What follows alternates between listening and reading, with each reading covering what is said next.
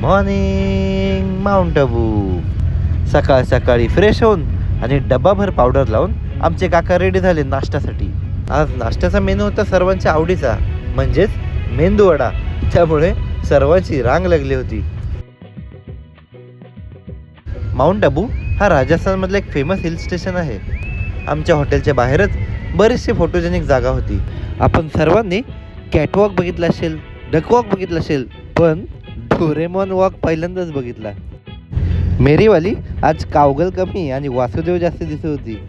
पुन्हा एकदा एका माणसाचे 250 रुपये आणि एका जीपमध्ये 10 जण बसून आम्ही निघालो इकडे साईट सीन बघायला. सर्वप्रथम आम्ही गेलो श्री शंकर मठात. माउंट आबूवर प्रत्येक मंदिरात फोटो काढण्यास मनाई होती.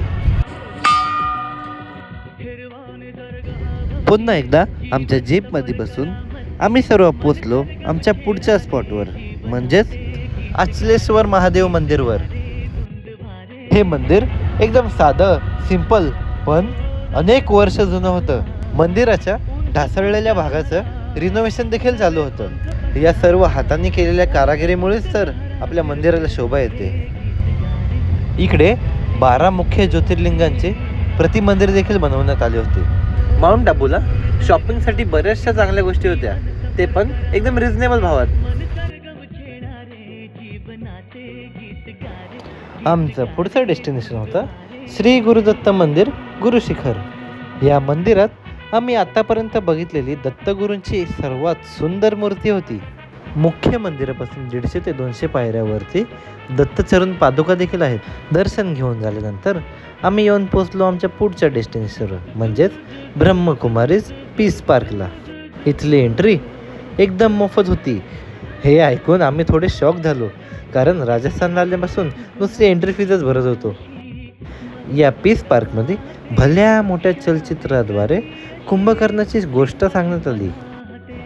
कुंभकर्णाच्या कथेचा आणि या पीस पार्कचा एकच उद्देश होता: माणसाने मोहमायेपासून लांब राहावे आणि माणसाने माणसासंग वागावे.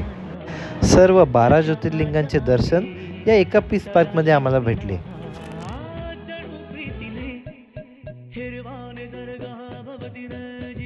या पीस पार्कचं मुख्य आकर्षण म्हणजे इकडचं गार्डन. इकडच्या व्हॉलेंटियर्सने खूप छानपैकी मेंटेन केलं होतं. इकडे अनेक प्रकारची फुलझाडं होती. ही एवढी क्यूट सुंदर फुलं बघण्याचा मी आनंद घेतच होतो. माझं मन तृप्त होतच होतं.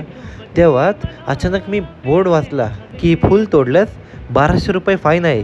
हे वाचताच मी पहिला माझ्या आईला शोधायला गेलो. बाईचा भरोसा नाही गजरा बिजरा बनवण्यासाठी फुलं तोडायची. मेरीवाली अलग आहे ना.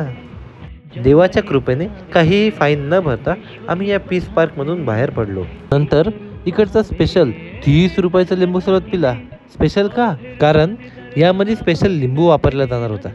त्यातला काय स्पेशल लिंबू? संत्री होता, कच्चा संत्री. यानंतर बघितलेलं मंदिर मी आतापर्यंत बघितलेला वन ऑफ द बेस्ट मंदिर होतं. मंडळी, जर तुम्ही कधी माउंट आबूला आलात तर या 1000 वर्ष पुराण्या जैन मंदिरला नक्की भेट द्या. या मंदिरात केलं गेलेलं कोरीव काम आणि नकाशी बघून तुम्ही याच्या प्रेमात पडून जाल. जगप्रसिद्ध असं असलेले ओम शांती भवन आणि युनिव्हर्सिटीचं काम चालू असल्यामुळे आम्हाला तिकडे जायला भेटलं नाही. यानंतर अजून काही मंदिरं, इकडची फेमस नक्की लेक आणि शॉपिंग मार्केट फिरून पुढे प्रवास करून पोचलो देवीच्या 52 शक्तिपीठातील एक मुख्य शक्तिपीठ, ते म्हणजे अंबाजी माता मंदिरला. असं सांगितलं जातं की देवी सतीचं हृदय ह्या मंदिरात आहे. गुजरातमधलं हे खूप जागरूक देवस्थान आहे. हे सोन्याचं मंदिर पाहून आणि इकडचा प्रसिद्ध प्रसाद घेऊन आम्ही सर्व जमलो एका स्पेशल फंक्शनसाठी, ते म्हणजे मिस्टर अँड मिसेस कपुतेच्या 29व्या ॲनिव्हर्सरीसाठी. मला आणि तुम्हाला एक गोष्ट नक्कीच समजली असेल की आमच्या सर्व पब्लिकला नाचायसाठी फक्त एक निमित्त हवा असतो.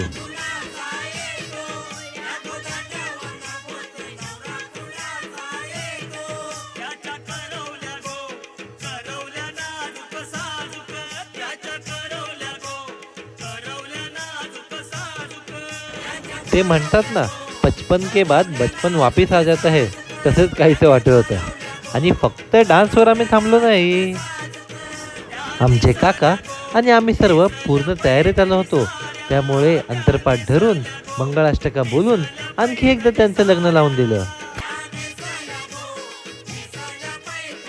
गुडघे दुखत असून सुद्धा काकींसाठी काकांनी एकदम रोमॅन्टिक होऊन प्रपोज मारला.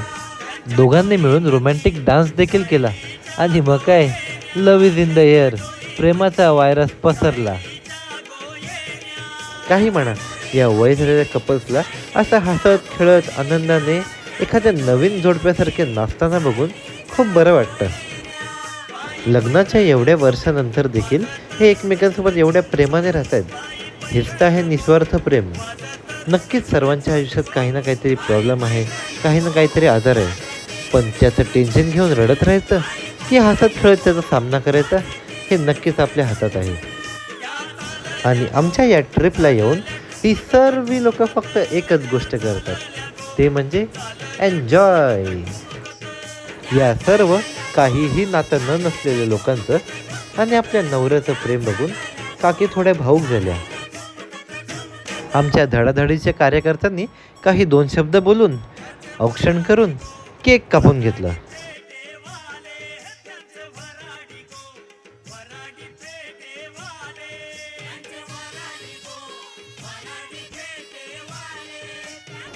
यासोबतच आपल्या ट्रिपचे ड्रोन ऑपरेटर आपल्या सर्वांचे लाडके गुंजन कांबळे यांचा देखील आज वाढदिवस होता.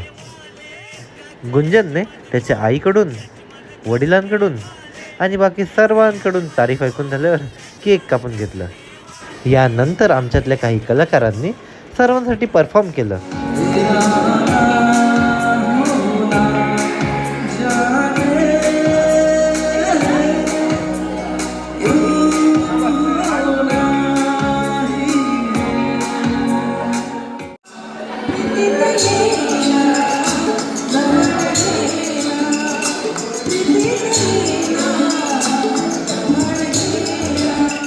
आणि अशा प्रकारे आमच्या ट्रिपचा 11वा दिवस देखील पूर्ण झाला. चला मंडळी, बाय, भेटूया उद्याच्या ब्लॉगमध्ये.